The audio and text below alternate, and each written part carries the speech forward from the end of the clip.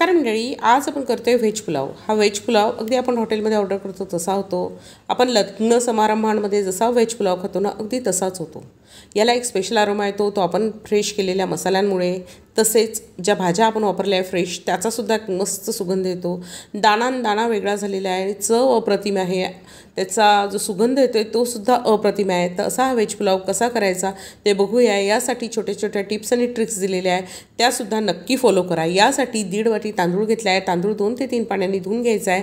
त्यानंतर त्यामध्ये पाणी घालायचं आहे आणि अर्धा तास आपण बाजूला ठेवायचा आहे। तांदूळ जोपर्यंत आपला भिजतोय तोपर्यंत आपण भाज्या चिरून घ्यायच्या आहेत। तर यामध्ये मी घेतलेलं आहे पाऊण वाटी मटर घेतले, एक मध्यम ते छोट्या आकाराचा बटाटा साल काढून घेतलेला आहे। त्यानंतर अर्धी वाटी घेतलेली आहे मी फुलकोबी, त्याचे तुरे घेतलेले, अर्धी वाटी घेतली फ्रेंच बीन्स ते तुरून घेतले, एक लहान आकाराचं जे गाजर आहे ते पण मी चिरून घेतलेलं आहे।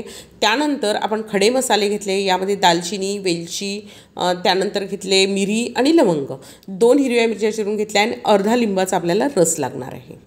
आता या ज्या भाज्या आहे या आधी सगळ्या चिरून घ्यायच्या आहे, धुवून घ्यायच्या आणि त्यानंतर आपण भाज्या चिरून घ्यायच्या आहे। टोटली मिरची जी आहे ना ती टोटली ऑप्शनल आहे, नाही घातली तरी मस्त चव येते। तर आता आपण कढई ठेवली आहे, कढईमध्ये 4 चमचे तेल घातलेले आहे, त्यामध्ये 1 दालचिनीचा तुकडा, 3 ते 4 लवंगा, 2 हिरव्या वेलच्या आणि 10 आपण घातली मिरी। हे छान परतलं गेलं की त्यामध्ये आपण घालायचे 2 कांदे जे उभे चिरून घेतलेले मोठ्या आकाराचे। कांद्यांचा जो रंग आहे तो आपल्याला गुलाबी सर झाला पाहिजे तोपर्यंत आपण परतून घ्यायचे। त्यामध्येच हिरवी मिरची परतून घेतली आहे आणि त्यानंतर घालायचे आपल्याला मटर आपण तेलावर छान परतून घ्यायचे, त्यामुळे मटरची चव छान येते, त्याचा गोडवा छान टिकून राहतो, त्याचबरोबर रंगही राहतो। पण मटर खूप वेळ परतू नका, नाही तर मटर फुटतात। त्यानंतर आपण घातला आहे बटाटा लहान आकाराचा। आता भाज्या किती घ्यायच्या, तर टोटल भाज्या ज्या असतील ना, आपले जे तांदूळ आहे त्याच्या दुपटीपेक्षा थोड्याशा जास्त असल्या पाहिजे। म्हणजे आपली जे तांदूळ घेतलेत मी 1.5 वाटी, तर माझ्या भाज्या ज्या आहेत 3-3.5 वाट्या तरी आपल्या भाज्या असल्या पाहिजे। त्यानंतर आपण घालून घेतले फ्लॉवरचे तुरे आणि ते पण आपण परतून घ्यायचे तेलावर। या सगळ्या भाज्या जेव्हा आपण तेलावर परततो ना त्याचा रंग अतिशय छान राहतो, चवही मस्त येते तेलावर परतलं की। इथे गाजर घेतलं आहे, ते लाल गाजर असल्यामुळे मी सगळ्यात शेवटी गाजर घातलं आहे। जर तुम्ही केशरी गाजर वापरत असाल, जे पुलावमध्ये नेहमी वापरतात ते, तर आधी घातलं तरी चालेल। मी गाजर सगळ्या शेवटी घातलं कारण आपलं जे लाल गाजर आहे ते फार लवकर नरम होतं।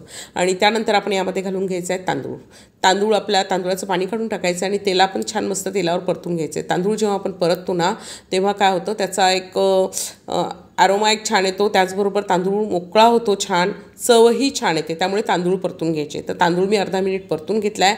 त्यानंतर त्यामध्ये घालायचा अर्ध्या लिंबाचा रस घालायचा आहे। रस घातल्यामुळे, लिंबाचा रस घातल्यामुळे ना तांदूळ छान मस्त मोठा राहतो, त्याचा रंगही छान येतो। त्यामुळे पहिले लिंबाचा रस घातलेला आहे, अर्धा चमचा साखर घातली आहे आणि त्यानंतर आपण घातले पाणी किती घालायचं, जेवढे तांदूळ असेल त्याच्या दुप्पट घालायचे। भाज्यांना पाणी लागत नाही शिजायला फारसं, त्यामुळे फक्त तांदूळाच्या दुप्पट पाणी घालायचे थोडंसं। आणि जर लागलं पाणी तर उकळतं पाणीच घालायचं, थंड पाणी बिलकुलसुद्धा घालायचं नाही आहे।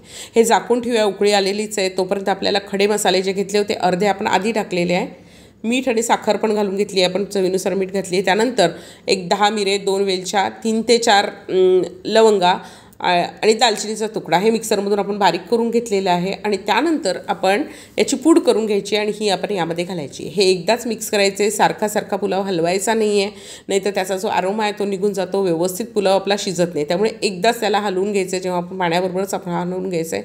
त्यानंतर मात्र पुलाव एकत्र मिक्स करायचा नाही आहे। आपण त्यामध्ये साखर वगैरे सगळं घालून घेतलेली आहे। आता झाकण ठेवायचं आहे, गॅसची पॉवर मंद करायची आणि मस्त पुलाव शिजू द्यायचा आहे। तर आपण झाकण ठेवू, 4 पुलाव शिजू देऊया की आपला पुलाव तयार होतो।